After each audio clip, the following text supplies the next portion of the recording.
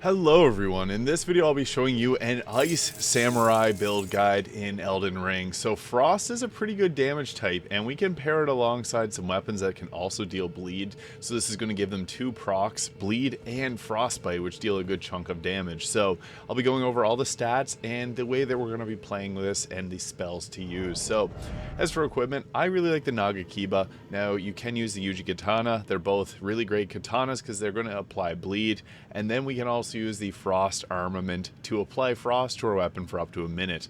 Now you also, if you don't want to use that spell, you can make the nagakiba cold, and then it is going to scale off of intelligence, which we have a good amount of intelligence. I'll get into stats in a minute, but in the offhand, I'm using Staff of Loss because I like to use Night Comet on any build that's intelligence based, but you can go with whatever staff that you got. The Carrion Regal Scepter would be the best pick.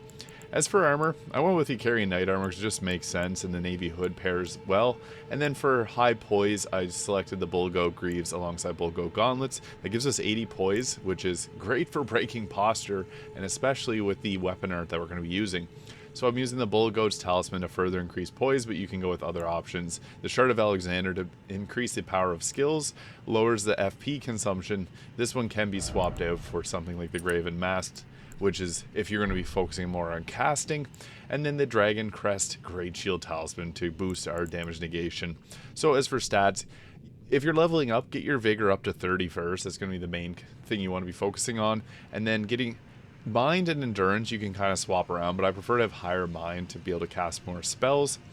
18 Strength and 22 Dex is the minimum requirements to be able to hold the nagakiba here. So if you're going with the uchigatana, you can drop those lower and get your intelligence up higher, because then you'll be able to cast some different spells that I don't have equipped here. So yeah, 56 intelligence to give us a good amount of damage from our spells and from our weapons. So what we're going to do here is when you start combat, it's typically the same every time. You're going to want to start with your frost weapon here, and then we can start with something like Freezing Mist. It's better if you have multiple targets, but this is going to create a surface here, and then we can go with the Zamor Ice Storm. This is going to create a big surface here that anything that comes at us is going to get hit in the frost, and then we can finish them off otherwise.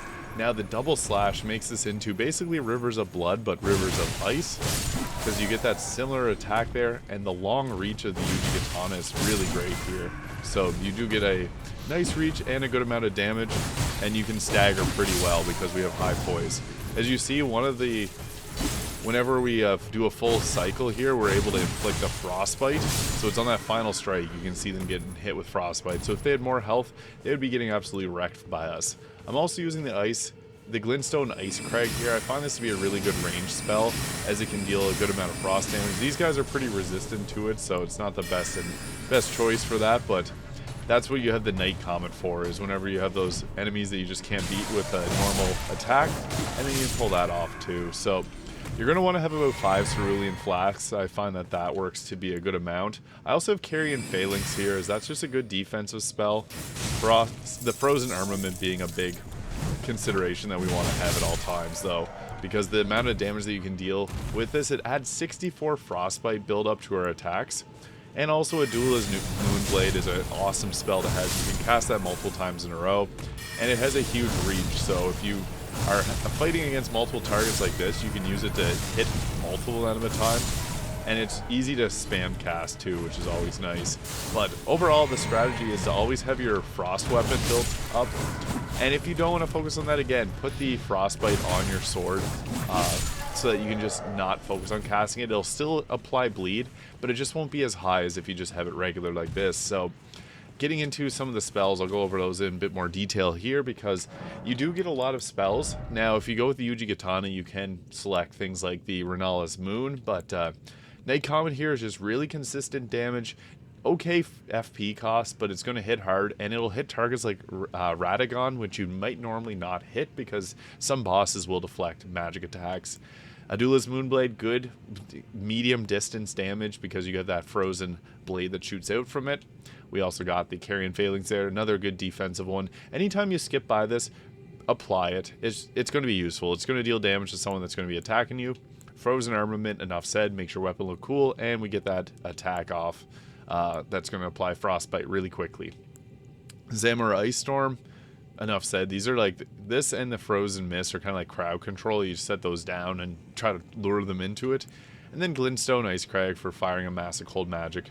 Now if you want to go full min max, you can go with like you can go with Ronnie's witch hat here, because that's going to be kind of like the best slot headgear for this, because it's going to boost your magic attacks. But yeah, I don't know where that is. So what you want to be mostly focusing on in combat is, again, just making sure that you always have frozen armament applied. This is stacked for 60 seconds and deals 63 frostbite buildup, and alongside the bleed you can actually get a ton of damage off. So the nagakiba has incredible reach. That's why I like using it here, because you can sometimes hit multiple at a time with it. And with the armor that we got selected, you have pretty good poise, so you can push people around when you need to. And you can see we can apply frostbite with one full combo before the full combo even comes out. So that is an Ice Samurai build for an Elden Ring in preparation for the Shadow of the Erdtree DLC. Let me know if you found this video useful, and thank you so much for watching. If you found it useful, please consider subscribing below, and I'll see y'all in the next one.